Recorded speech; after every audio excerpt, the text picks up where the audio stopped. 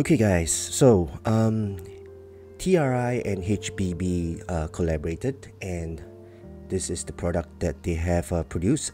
It's called the Kai HBB tuned this IM, and in this video I'm going to review it. Hi guys, my name's Ian. Thank you so much for clicking on this video. I do mostly audio product reviews, and if you're new here, do consider to subscribe to my channel and click on the bell so that you get notified of my future videos. Alright, so Kai. Alright, Kai means ocean or sea in Japanese. In Chinese, it's called Hai. So it's a new collaboration. It's tuned by HBB, and it's retailing for $69 US. And if you guys are interested, do check out the link in the description below. And also, if you want to go direct to keephifi.com, please go ahead. Right, it's available there. So in this video, I'm going to go through the accessories, the fit and comfort, and of course the sound performance of these. And what I can say is that this Kai is specially tuned. So it comes in a box like this. It's a pretty simple box, okay? And on the back of the box, it's got some specifications, which we'll just go through quickly. The impedance is 36 ohms, sensitivity is 114, frequency response is 20 to 40,000 hertz. And it doesn't say here, but the driver is a single dynamic driver, and it's a 9.8 millimeters. Right, so in the box you do get a carrying case. So this is like a tan finish, a tan brown color type of case, hard case, and I think it's synthetic leather. On the inside you get velvet lining, and it protects your IM and your cable on the inside. So pretty functional case, I might say. Of course, you get some paperwork, okay, a cleaning cloth, right? So this IM is really shiny. It's got a mirror finish. The entire IM is mirror finish, so you need to clean it very often because it will have a lot of fingerprints. Okay, so cleaning cloth, cleaning brush, right? And a whole bunch of ear tips, okay? And you've got two different sizes, the wide bore and the narrow bore, right? These two sizes, right? So if you you want more treble, go for the narrow bore. If you want more bass, go for the wide bore. Sorry, it's the other way. So if you want more treble, go for the wide bore, and if you want more bass, go for the narrow bore. Okay, so two different types of ear tips, and the cable itself, cable is really nice and soft. Comes with a straight type 3.5 headphone jack, and it's a 4-core cable. This cable, I mean, it's okay. It's kind of grippy. It's not a smooth type, but it's okay, right? Comes with a Velcro strap, and the chin slider is metal, right? Well, metal sleeve. And the ear hooks is pretty soft. Okay, pretty soft ear hooks. So this one's pretty good, right? I like this type of soft ear hooks. And the 2-pin connector is this gold sleeved as well. So this one is actually, it matches the IM, the theme of the IM. So overall, the cable is fine. It's good. So let's talk about the IM themselves. So as I mentioned, this entire thing is metal, and it's got a mirror finish. So on the faceplate, it's got two-tone color to it, the blue and the gold, and it's like a conical shape. Okay, I'm not sure if you can see, but yeah, it's got the TRI logo and HBB logo. On the inside is also made of metal, right? There's a vent on top here, and another vent on the inside, and the nozzle is part of the shell, the inner shell. And the bore on the nozzle is about, I think it's a wide bore nozzle, and the filter is a perforated filter. So on the whole, this shell is really nice, right? Really unique in terms of the faceplate. Okay, The inner shell is pretty standard. A lot of IEMs have this type of shape. It's got a small fin here, right? And this fin actually helps to hold the IEM in position. So let's talk about the fit and comfort. So this fits my ear very well, stays in my ear very well as well, and it doesn't wobble. The nozzle length is just nice. The back of the IM does not hurt my ear. I don't get any physical fatigue, and it's very comfortable to wear. So kudos to them for that. Now seal is okay. I still get ambient sound when I put this on, and even when my music is still playing, I still can hear ambient sound. So I would say the seal is about 60 to 70%. Okay, so seal is okay. It's not the best. So yeah, fit and comfort and the seal is okay. I mean, for 60 bucks, no complaints. Let's talk about the sound performance, and for that, let me take out my graph. Be right back. Okay, so I'm back, and as you can see, I've graphed out this Kai, and now I just want to say one thing. This IEM is special. In fact, it's unique. It's either you like it or you don't, right? It depends on your music library and your listening preference. And I really want to emphasize on this because HBB, he tuned this IEM based on his listening preference and based on his music library. So I've listened to his music library and of course his listening preference. I put myself in his shoe and I imagine myself how I would tune this IEM if I were him. And this is exactly how he tuned it, right? So in a nutshell, this IEM is for bass heads. And also it's for those who are sensitive to treble. So if you like your bass, you like a lot of bass, and you're sensitive to treble, then you don't need to watch this review.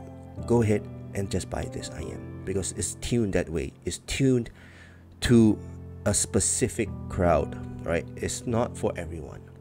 Okay, so the sound signature is V-shaped, right? And emphasis on the bass, right? Emphasis on the bass and a reduction of the treble.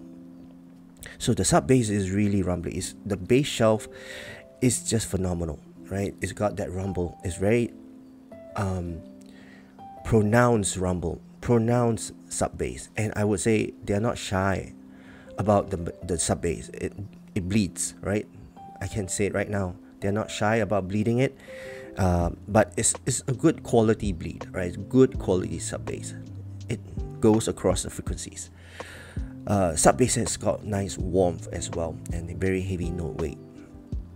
So if you like sub bass, this is the one, right? The rumble is earth shaking, I would say.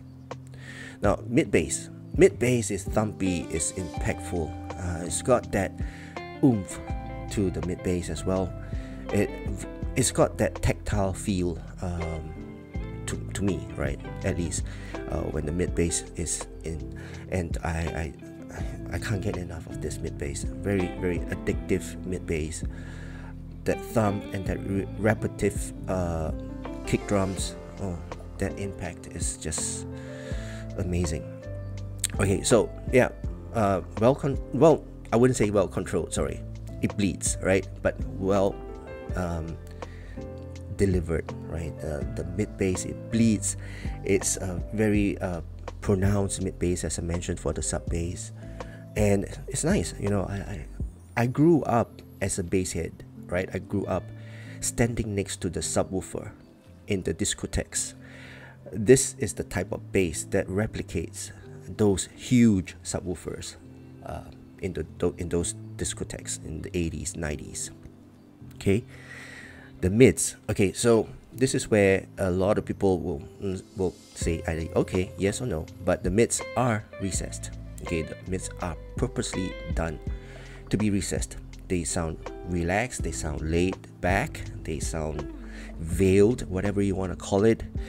But the bass is pronounced. All right, so bass covers everything else. So mids, instruments like the pianos, the violins, they would sound laid back, but they've got that warm tone to it, and heavy note weight, and sounds soothing to listen to. They are not totally clear, it's not crystal clear, but they're there, you know. So for mids, I mean, the star of the show for these IMs is not the mids, right? That's not the emphasis for this tuning.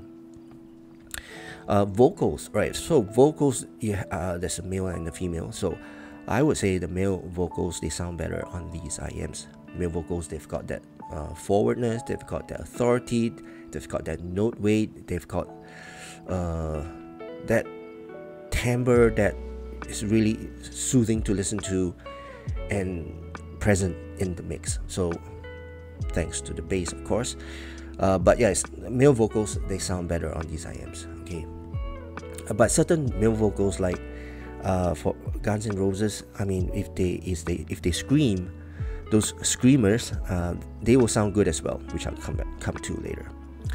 Now, female vocals, on the other hand, lacks the sparkle. Obviously, you know, they don't have that energy. Obviously, and the good thing is they are not sibilant, they are not shouty, and they are not harsh. Right? So, female vocals, they sound warm, laid back, and soothing to listen to in this tuning, right? And it's because of the treble.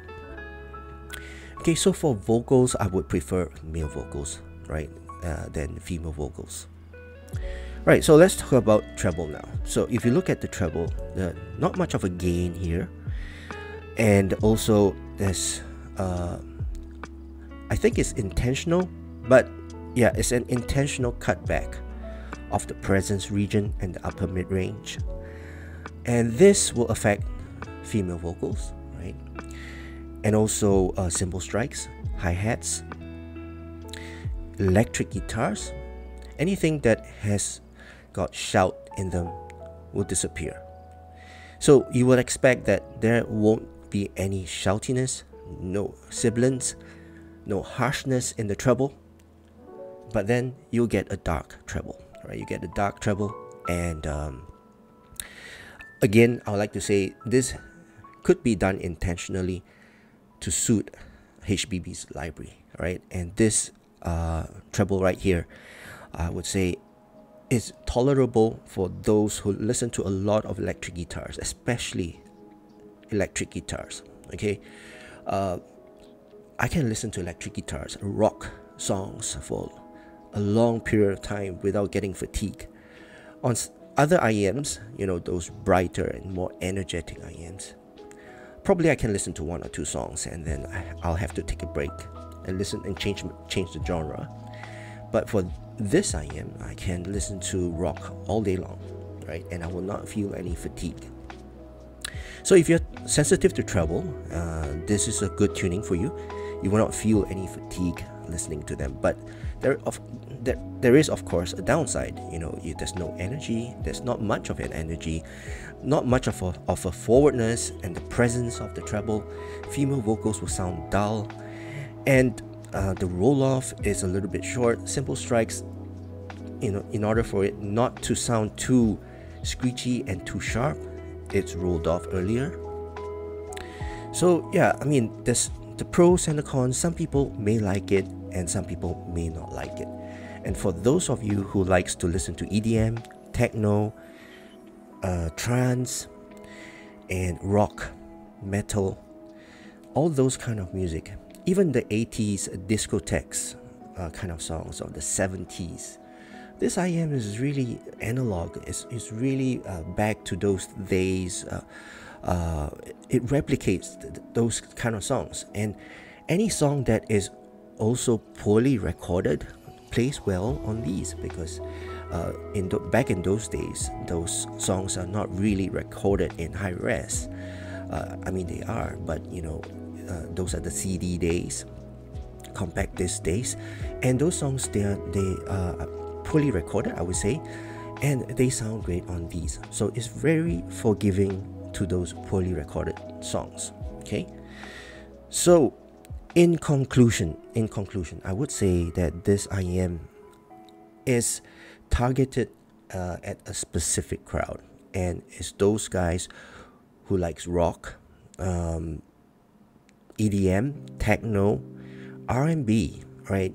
Rap, 80s, 70s music, and yeah, it is really specific. And I really take my hat off to HBB for to have that courage to tune an IM in this way, which is a very unique way of tuning, right? It's probably done intentionally, but yeah, it is his taste of music. It suits his music library, right? And this is suitable to you if you like your bass and you're sensitive to the treble. And I can listen to this all day long, listening to my rock music, my band, right? The rock band musics. This is the one, right?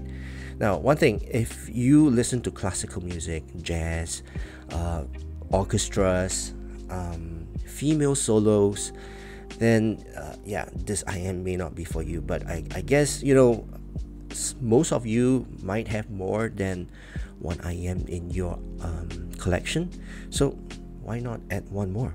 $69 for, you know, a unique tuning, right, whereby you can tolerate a lot of rock bands and EDM, techno, with those cymbal strikes that is less fatiguing, right? It's not fatiguing.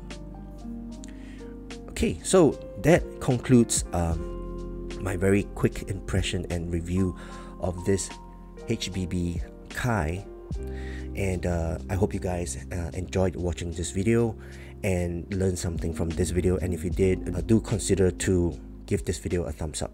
Alright, so that's it for now. Thank you so much for watching. I hope you guys have a great day ahead, and I'll see you again in my next video. Cheers.